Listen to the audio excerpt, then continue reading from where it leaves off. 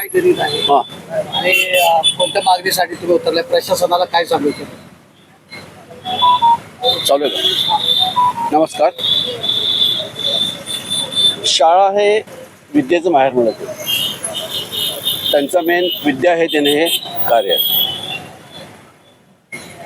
आजकालच्या शाळा, शैक्षणिक संस्था व्यवसाय करायला बसले.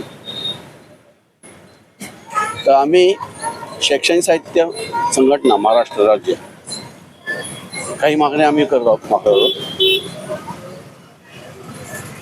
शाळेमध्ये आजकाल विद्या सोडून वह्या पुस्तकं व्यवसाय करत बसलेत, बेकायदेशीर असं व्यवसाय करत बसलेत. त्यांनी ते करू नये. शाळेत विद्यादान हे मेन महत्वाचं आहे. त्यांचा हा व्यवसाय घेऊ नये. काही शाळा प्रायव्हेट अशा विशिष्ट दुकानातून शैक्षणिक साहित्य घेण्यास कंपल्शन करतात. त्यांचं साठवणूक असतं किंवा काही असतं. त्यामुळे पालकांवरती आर्थिक बोजा पडतो सगळा.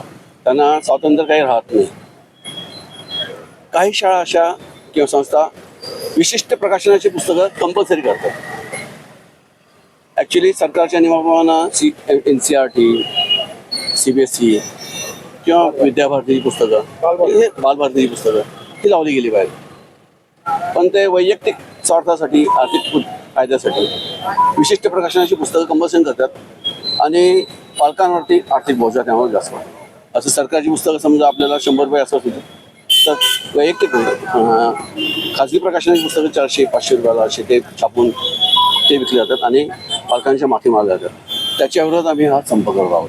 आपण काय सांगाल, नेमका निवेदन वगैरे कुणाला देणार आहे आणि काय मागणी आहे? आम्ही आता तहसीलदार मॅडम यांना निवेदन देणार आहोत. आमची प्रमुख मागणी ही राहील की सर्व शाळांवर कारवाई झाली पाहिजेपर्यंत, कारण ते आपल्या नियमांचं उल्लंघन करून सर्व विक्री करत आहेत आणि ती विक्री करताना प्रचंड अशी लूट होत आहे. सामान्य लोकांना इतक्या महागाईनं बेरोजगार झालेले आहेत, त्यात त्यांची ही लूट चालली आहे. तर ह्या अशा शाळांवर कारवाई झालीच पाहिजे. कराड शहरातील कोणकोणत्या ठिकाणी अशा प्रकारचे उद्योग सुरू आहेत? बहुतांशी शाळा, बहुतांशी इंग्लिश मिडियम शाळा हे सर्वजण आता दुकान खोलून बसलेले आहेत. त्यांनी दुकानातून विक्रीच चालू आहे त्यांच्या. शिक्षण अधिकाऱ्यांना काय सांगणार? आम्ही शिक्षणाला निवेदन दिलं होतं, त्यांनी कारवाई करतो म्हणून सांगितलं, पण त्यांनी काही कारवाई केलेली नाहीये आणि हे इतक्या वर्ष चालू आहे तरी काही कारवाई होत नाही. असे दिसताना आम्ही आता आंदोलन करतो.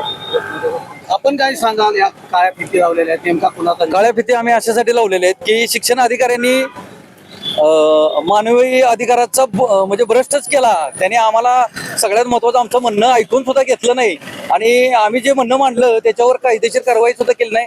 आज 20-25 दिवस होऊन गेले की आम्ही अर्ज करून त्यांच्याकडं 2 वेळा 3 वेळा सातारला जाऊन सुद्धा आलो, पण त्यांनी कोणत्याही प्रकारची हालचाल केलेली दिसत नाहीये. त्यामुळे आज आम्हाला रस्त्यावर उतरून आज आंदोलन करायची वेळ आलेली आहे. आणि आज इंग्लिश मिडियम माध्यमातून दरवर्षी बदलणारी जाणारी पुस्तके, आज त्याच्यामुळं पर्यावरणाचं खूप हानी होते. त्या लोकांच्या लक्षात येणं झाले. आज उन्हाची तीव्रता किती वाढलेली आहे बघा.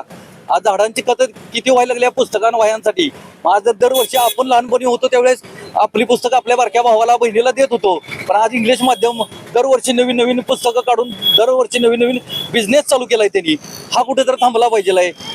ह्यासाठी आम्ही आज रस्त्यावर उतरतोय आणि उपोषण करतोय. आज बऱ्याचशा शाळा आहेत, आज तुम्हाला त्याचे व्हिडिओ सुद्धा आणि बऱ्याचशा शाळांचे वह्यांवर शिक्के मारलेले, कंपल्शन केलेलं हे सुद्धा आम्ही तुम्हाला दाखवलं जाईल. आणि हे तुम्हाला असा उग्र स्वभाव होणार आहे? हो, 100% आज ओव्हरऑल महाराष्ट्रामध्ये प्रत्येक ठिकाणी हा मुद्दा उचलून धरलेला आहे. पुण्यामध्ये साम टीव्हीने सुद्धा उचलून धरलेला आहे. अशा बऱ्याचशा ठिकाणी तुम्हाला बघायला मिळेल. ऑनलाईन युट्यूबवर टाकलं तर बऱ्याचशा गोष्टी तुम्हाला आजच्या येत्या 8-15 दिवसातल्या बऱ्याचशा घडामोडी सुद्धा तुम्हाला दिसून येतील.